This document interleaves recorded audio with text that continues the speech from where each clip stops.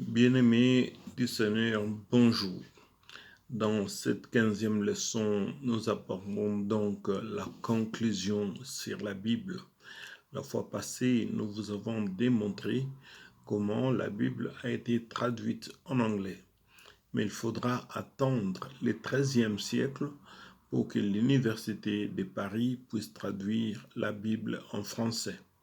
Et au XVe siècle, avec Gutenberg, qui a inventé l'imprimerie, la Bible connaîtra un essor remarquable parce qu'elle sera imprimée en très grande quantité et distribuée presque partout dans le monde. Il faut dire que pour qu'un livre soit reconnu dans la Bible, il fallait ou il faut parler des canons. Canon signifie la règle, les roseaux, la règle. Nous avons donc les canons hébraïques qui jugent que tel livre ou tel livre pour faire partie de la Bible, ils ont leurs docteurs, des rabbins, des évêques qui vont décider si cela doit faire partie dans la Bible. Chez les canons grecs, la même chose, et les canons des églises aussi, la même chose. Ils sont divisés. Chacun a ses règles pour qu'un livre fasse partie de la Bible. Là, nous comprenons que la Bible, sa fabrication ou sa formation, ou les livres qui y sont insérés, ne dépendaient pas de Dieu, mais des hommes, des Juifs, des Grecs ou des Églises. Nous comprenons aussi que le pouvoir romain étant très influent à cette époque en Israël, le pouvoir romain a beaucoup eu de l'influence pour qu'un livre ou un autre soit décidé ou reconnu comme canonique. Ainsi, beaucoup de livres sont rejetés et sont classés dans l'ordre des livres apocryphes, c'est-à-dire des livres cachés ou secrets. On a par exemple l'évangile de Thomas, on a par exemple l'Apocalypse de Paul, de Saul de Tarse, Apocalypse de Moïse, et ce sont des livres qui sont cachés, c'est-à-dire des livres qui n'ont pas été reconnus comme canoniques. Vous verrez dans notre Bible, il y a des livres comme Séracide, et dans notre Bible, vous n'en trouverez pas. Mais il est toujours intéressant pour un étudiant de l'école biblique qui est ouvert à la connaissance, qui est ouvert à connaître, à faire des recherches, de pouvoir avoir en soi toutes ces Bibles pour pouvoir s'informer, pour pouvoir étudier et pour pouvoir aussi augmenter la connaissance. Cela est très important. N'ayez pas seulement la Bible en français, cherchez des Bibles en anglais, cherchez aussi des Bibles, si vous avez l'occasion, la version originale de la Torah. Tout ça, c'est très important pour quelqu'un qui veut faire des recherches et croître dans la connaissance. C'est pour cela qu'aujourd'hui, on parle des docteurs en théologie. Cela est très important.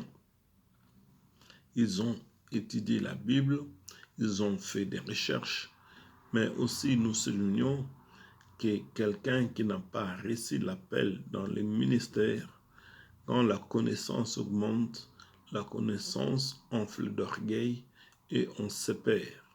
Il est très important de rester humble et de faire des recherches avant de pouvoir étudier un sujet ou avant de pouvoir donner un message. C'est très important d'étudier le contexte dans beaucoup d'autres versions bibliques qui puissent exister. Nous recommandons donc aux étudiants de l'école biblique de pouvoir avoir en leur possession des livres même apocryphes. Cela peut vous aider. Vous savez qu'en écrivant la Bible, en lisant par exemple le livre de Luc, voyons que le livre de Luc, nous voyons que l'écrivain, il écrit à excellent Théophile. Il dit, après avoir fait des recherches et des investigations, voilà ce que je trouve de mieux pour te relater. Donc, il a fait des recherches, il a posé des questions aux gens et il a trouvé de la matière convenable pour pouvoir l'exposer à l'excellent Théophile. Donc c'est Luc le médecin qui dit, ce que je t'écris, ce n'est pas des choses ramassées à gauche à droite, mais j'ai fait des investigations, j'ai fait des analyses, j'ai cherché. Il est conseillé à chaque étudiant de l'école biblique d'entrer dans des bibliothèques, de lire les livres, de chercher la connaissance, de savoir dans telle période qu'est-ce qui se faisait, dans telle période comment se comportaient les hommes de Dieu dans la Bible. Et alors, vous donnerez un message convaincant selon différents contextes dans lesquels vous aurez informé, enseigné, appris. C'est très important. Ici, nous parlons de l'école biblique. Ici, nous parlons des cours bibliques. Ici, nous parlons d'acquérir la connaissance. Et regardez par exemple ce qui s'est passé entre les papes, entre Galilée et Copernic. L'un disait, la Terre tourne autour du Soleil. L'autre disait, la Terre ne peut pas tourner autour du Soleil, c'est le Soleil qui tourne autour de la Terre. Les papes va dire, nous voyons dans la Bible que le Soleil se lève et le Soleil se couche. Et comment pouvez-vous dire le contraire? En fait, il ne s'agit que d'une observation empirique. L'homme se lève, il a l'impression que le soleil se couche, il a l'impression que le soleil se lève, alors que c'est la Terre qui tourne en rotation et en translation autour du soleil.